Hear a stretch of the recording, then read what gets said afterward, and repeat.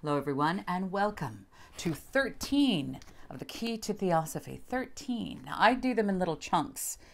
So my number is like 1 to 13. That doesn't matter. We're actually beginning section 4 today. But I do them in little bits so you can listen and revisit and read the text for yourself. I always include a link to the actual text, the original text from 130 years ago. Well, 1889 actually. 129 years. So we're going to get to that in a moment. We're here in the standing room. We call this the standing room because when my husband and I married 10 years ago today, actually, we didn't have enough room or space or really anything. So when we moved stuff into our sitting room, there was nothing to sit on. We couldn't even fit anything in it. It was so tiny, and we really didn't have much to sit on or stand on. So anyway, the room that was the sitting room has been named the standing room. So this is called the standing room. And we have our clock is going, listen, can you hear it? It's like a heartbeat. It's beautiful. Anyway, we are on section 4, okay, in the Key to Theosophy. And you will also see the Secret Doctrine up there, and over at yogitheosophy.com there's a digital bookshop. I should have the Key to Theosophy in there. It is not available yet in the bookshop. You can find it online. Again, there are links down below, but you can find Light on the Path. You can find Voice of the Silence. Also the Yogi Theosophy, Yogi Philosophy, the Theosophy book, the one that led me personally to all these teachings. The reason I'm doing these videos with you is also up there, and it is available for free on the Yogi Theosophy YouTube channel. So let's begin section 4. We start with the relations of the Theosophical Society to Theosophy.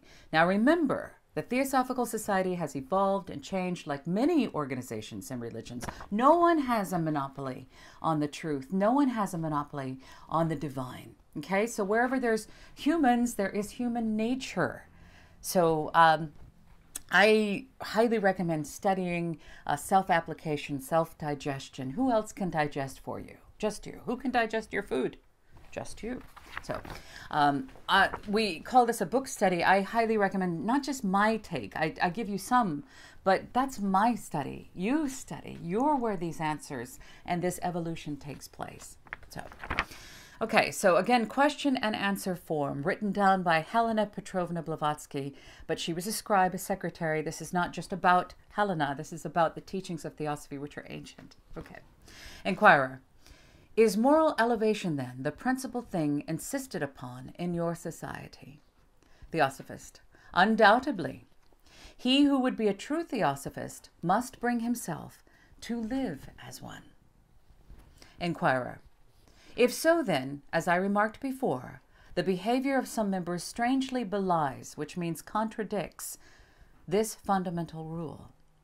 Theosophist answers, indeed it does, but this cannot be helped among us, any more than amongst those who call themselves Christians and act like fiends. This is no fault of our statutes and rules, but that of human nature. Even in some exoteric public branches, the members pledge themselves on their higher self to live the life prescribed by Theosophy.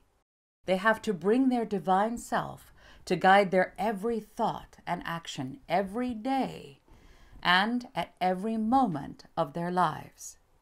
A true Theosophist ought to deal justly and walk humbly. Let's say that again. A true Theosophist ought to deal justly and walk humbly. Inquirer, what do you mean by this? Theosophist, simply this. The one self has to forget itself for the many selves. I'll say that again. The one self has to forget itself for the many selves. Let me answer you in the words of a true Philathian, which means lover of truth. Philosophy, the lover of wisdom. Philathian, the lover of truth. An FTS, a fellow of the Theosophical Society, who has beautifully expressed it in The Theosophist. What every man needs is to find himself, and then take an honest inventory of his subjective, which means individual possessions, not exterior possessions as possessions, yeah? Traits, character possessions. That's how I interpret that. How you interpret that is up to you. So I highly recommend doing it yourself, okay? So what every man needs first is to find himself and then take an honest inventory of his subjective possessions. And, bad or bankrupt as it may be, it is not beyond redemption if we set about it in earnest. But how many do? All are willing to work for their own development and progress, but very few for those of others. To quote the same writer again, men have been deceived and deluded long enough. They must break their idols, put away their shams, and go to work for themselves. Nay, there is one little word too much or too many. For he who works for himself had better not work at all. Rather, let him work himself for others. For all. So to live to benefit humanity is the first step. This work that is done here is for the benefit of all beings on this planet. I've highlighted this so much so that I can't even read it. So hang on. For every flower of love and charity he plants in his neighbor's garden, a loathsome weed will disappear from his own. And so this garden of the gods, humanity, shall blossom as a rose. I'll read that again. It's pretty valuable. That's why I've highlighted it so much. Here we go. Okay. For every flower of love and charity he plants in his neighbor's garden, a loathsome weed will disappear from his own. And so this garden of the gods, humanity, shall blossom as a rose. In all Bibles, all religions, this is plainly set forth. But designing men have at first misinterpreted and emasculated, materialized, besotted them. It does not require a new revelation. Let every man be a revelation unto himself. Let every man be a revelation unto himself. Let once man's immortal spirit take possession of the temple of his body, drive out the money changers and every unclean thing, and his own divine humanity will redeem him. For when he is thus at one with himself, he will know the builder of the temple. Inquirer. This is pure altruism, I confess. Theosophist. It is. And if only one fellow of the Theosophical Society out of 10 would practice it, ours would be a body of elect indeed.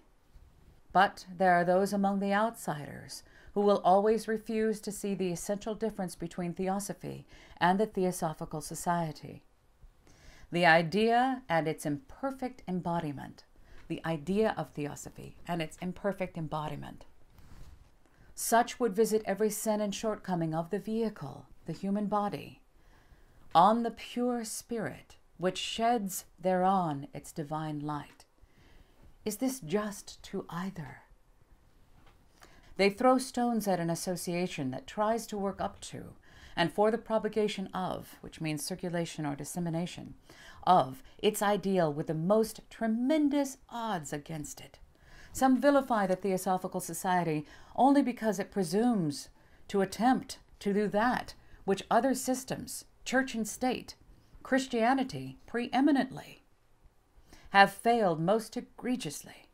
Others, because they would fain, happily, preserve the existing state of things. Pharisees and Sadducees, so Pharisees and Sadducees, both of them were religious parties at the time of Christ, but the Sadducees were priestly aristocracy. Okay, so both Pharisees and Sadducees in the seat of Moses, and publicans and sinners reveling in high places, as under the Roman Empire during its decadence. Fair-minded people, at any rate, ought to remember that the man who does all he can does as much as he who has achieved the most in this world of relative possibilities. That is worth saying again and again. The man who does all he can does as much as he who has achieved the most in this world of relative possibilities. This is a simple truism, an axiom supported for believers in the Gospels by the parable of the talents given by their master. The servant who doubled his 2 talents was rewarded as much as that other fellow servant who had received 5. To every man it is given according to his several ability. To every man it is given according to his several ability.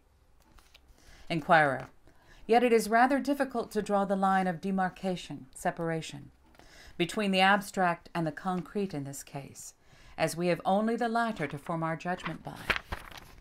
Theosophist: then why make an exception for the Theosophical Society? Justice, like charity, ought to begin at home. Will you revile and scoff at the Sermon on the Mount because your social, political, and even religious laws have so far not only failed to carry out its precepts in their spirit, but even in their dead letter?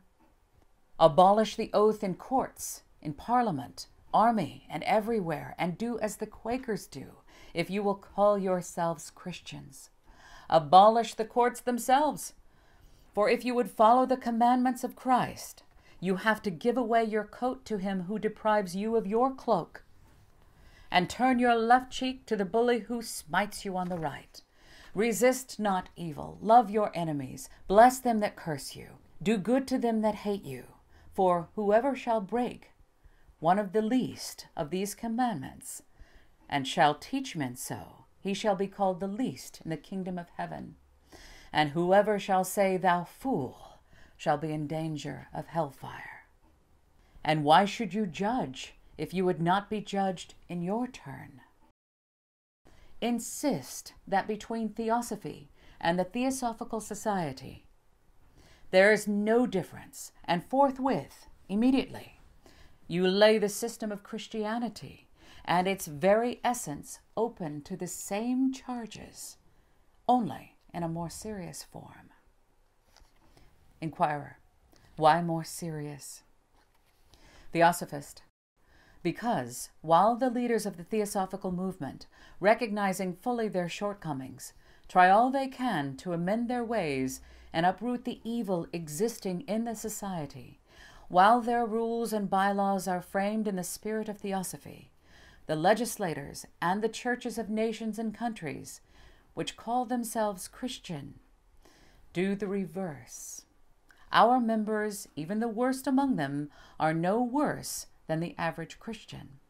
Moreover, if the Western Theosophists experience so much difficulty in leading the true theosophical life, it is because they are all children of their generation. Every one of them was a Christian, bred and brought up in the sophistry, which means dishonesty, of the church, his social customs, and even his paradoxical laws. He was this before he became a Theosophist, or rather a member of the society of that name, as it cannot be too often repeated that between the abstract, which means the non-concrete, ideal, so between the abstract ideal and its vehicle, there is a most important difference. So try to stumble through that and read that. It's beautiful language. It's the 19th century verbiage, so I try to do my best. Please forgive my edits there. What they are saying, if what I take from that, and this is only my own understanding, what you understand, that is your truth.